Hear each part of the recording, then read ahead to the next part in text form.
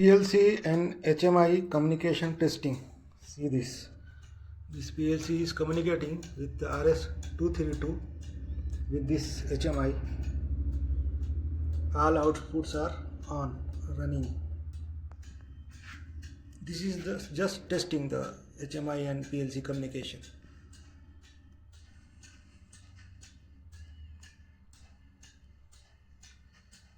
Communicating with this black cable RS-232 and direct communication with this HMI.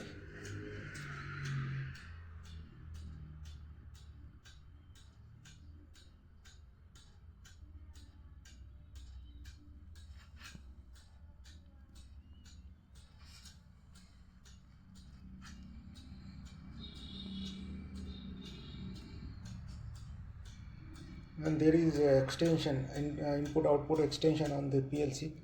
This is the extension. This is PLC, this is extension, this is analog card.